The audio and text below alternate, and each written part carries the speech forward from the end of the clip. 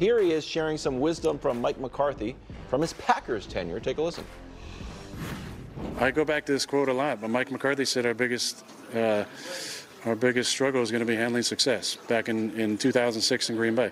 And there's a lot to that. I think, when it's easier when you kind of get kicked in the teeth to kind of come together. It's us against the world. It's us against the big bad media who's saying how bad we are. We can kind of come together. But can you still come together and have the same approach when everybody's kind of starting to sing your praises a little bit? I think that's the mark of a great team, is can you handle the success part with the same focus, the same mentality, the same mindset, the same energy when you're starting to get on a little bit of a roll.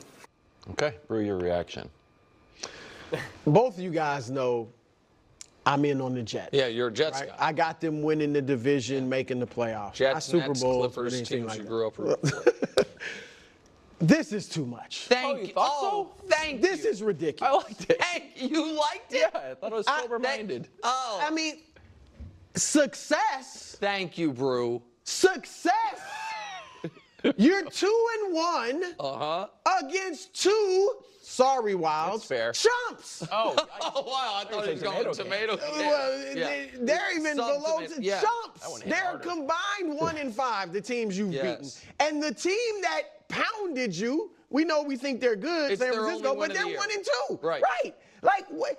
And look, I get if Rodgers is in the locker room talking to his player, he probably should be saying this to their organization has no history of winning, obviously, not recently, and I mean decades. I mean, Hassan Reddick does. They could lean on. He's not there. Damn. So, even the coaches, none of them have the front office, no history of winning. He could be telling them, look, guys, we got to be able to Doing to handle them what he did to Salah? Publicly, right? Publicly, he shouldn't say this. In fact, what he should say publicly and privately is, we haven't done anything yet. I mean, I get it. They asked him the question. He wasn't unsolicitedly talking about how much great success we've had. They asked him that, but the answer should be like, guys, we're 2-1. It's early. We got to keep improving every week. Prosperity, that was the question. Prosperity, we haven't done anything yet. That's what you should be saying. And that's what Salah needs to hear. That's what Joe Douglas needs to hear. That's what those players need to hear. So, and you said it, he was liking it. The smile, you haven't done a thing yet. I'm not out on them still, but no, that was. I did not think that's what you were going to say. I did think maybe it was what you were going to say, so I had you guys kind of flip-flopped. But when I watched this, I felt like, am I the only person that watched the Titans game? Yeah. They lost that game. They played really poorly in that game. Like, a win is a win, and wins are a team stat. I understand that. I'm not acting like they're actually 1-2. But you were playing what might end up being the worst team in the league. They are certainly, if you were doing a worst team in the league draft right now, they wouldn't make it past the 5th pick. I guarantee you that. And in that game, they were outgained on the ground. They were outgained in the air. They had fewer first downs. They trailed at halftime, and the game was tied with 5 minutes left. Like, it is not as if the Jets are rolling. The Jets rolled on Thursday against the Patriots. You get credit for that. The Patriots also would be on that worst team draft, but you get credit for that. That's an additional opponent that you dominated in all phases of the game. But it just felt like the quote of a team on a 4-game winning streak. Right. Or a team that, it had played the Titans and Patriots and dominated both games. And so that's what was odd to me was I don't look at the Jets as a team that right now is in the midst of a bunch of success. I look at the Jets as a team coming off an excellent performance. And Rodgers coming off him individually being incredibly optimistic about, man, because no matter what he says, it's almost impossible for me to believe he didn't have some doubt. Did he have a thought cross his mind? Am I ever going to have another great game? Yeah. You know what I mean? Like that. He has talked about and even and the injury too. Right. Yeah, no doubt. No, that's what I mean. Okay. So I really want to talk about this, and I don't want to start to deviate too far from the actual topic and quote at hand. And I'm going to add some context that I think very much needed context that I think these guys are all missing, quite frankly. I agree on the surface to a degree what they're saying, what Nick is saying, and what Brew is saying. But I'm going to add some context that I think is more important than what they're saying. Because on the surface, yes, after you are 2-1 and you beat 2 bad teams, saying our biggest struggle is going to be handling success. Right? On the surface, that sounds like, what are you talking about? Like, you haven't accomplished anything. What type of success are you talking about? But as someone who's been on many teams, has played sports on all different levels, and has been amazing for teams and has been awful on teams. I've shared this multiple times. There's, as you get better and better and better and play higher and higher levels, unless you just keep going and make it to the true on NFL or wherever, some teams, you're going to be the best player on the team. And sometimes, you play for an amazing team and you're actually technically the worst. And it doesn't mean that you're bad. It's just, you're just reached to such a high level of play. And so for the teams where I've clearly been the best and have been more of the leader for that team, yeah, you can see some of these other guys who are either not as good or just younger, and this is definitely what Aaron is going to be experiencing now, is that once they get a couple wins or just a win or just a good moment, they start to really feel it. And I think within the NFL, this is more about experience and youth.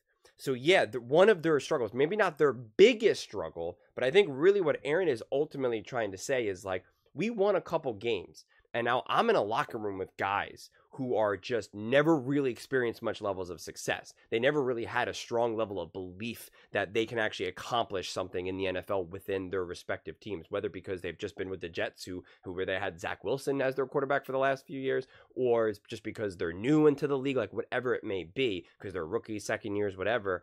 And that's where it is. Like, those guys are now starting to get extra giddy. Those guys are starting to get a little bit extra hyper, and you can feel it. You can sense it. I've been around guys where like we beat a team that wasn't even that good and we just barely beat them. And there's other guys in the locker room that are all like dancing and singing songs and like they're acting like we won the championship. And it's like, bro, that was like not a good team right now. Like, we got to relax here. We're about to play like significantly harder teams right now. Like, you got to stay focused. But it's an interesting balance, because when you are significantly better than the other players or just have more experience or have had higher levels of success, you don't want to shun those guys. You don't want to be like, hey, stop it.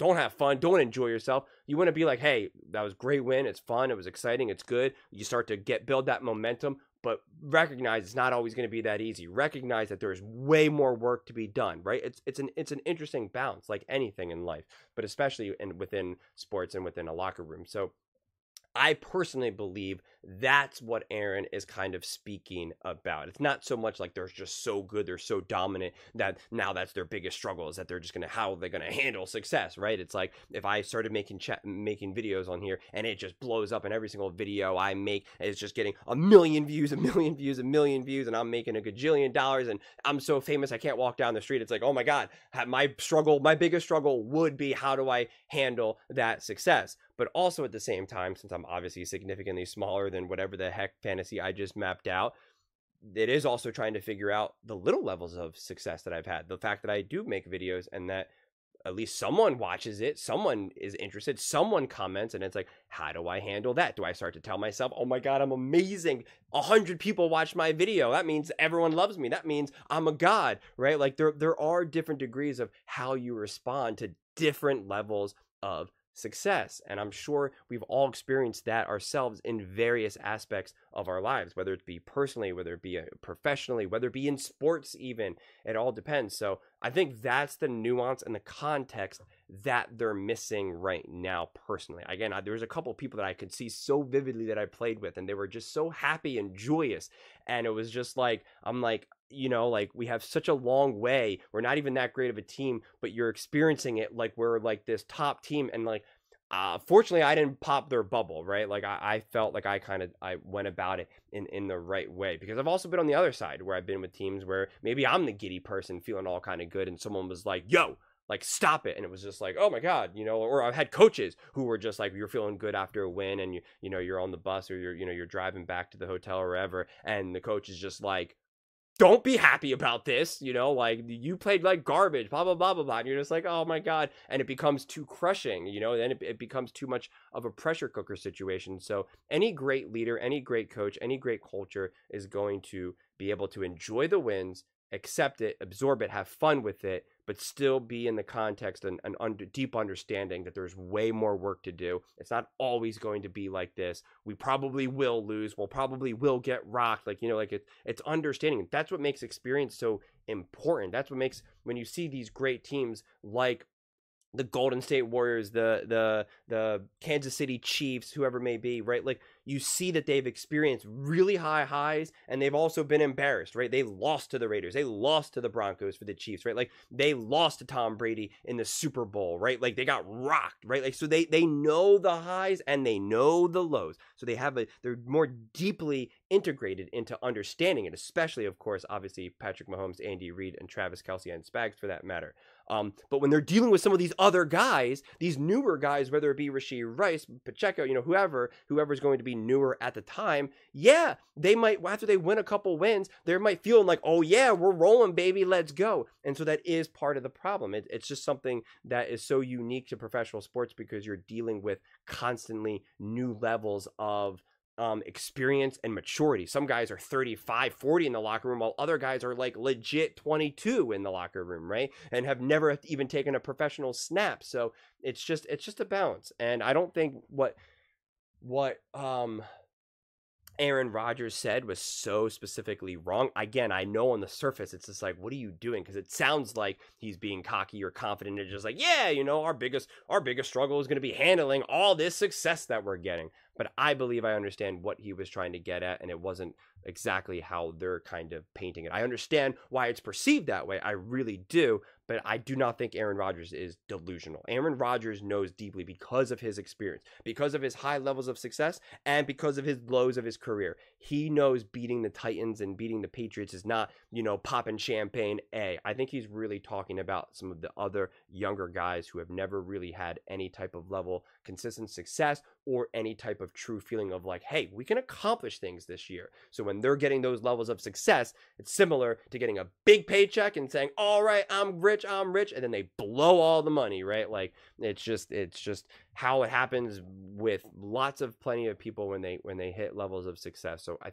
think ultimately that's what he's getting at, and trying to keep the locker room stable, consistent, and smart, and mature. I don't know if it's technically their biggest struggle. Technically, their biggest struggle is probably finding a way how to consistently win, but that's probably an offshoot of that, of understanding, of not riding so high after you just beat the Patriots or the Tennessee Titans. It's all connected. But those are just my thoughts. I'd absolutely love to hear yours.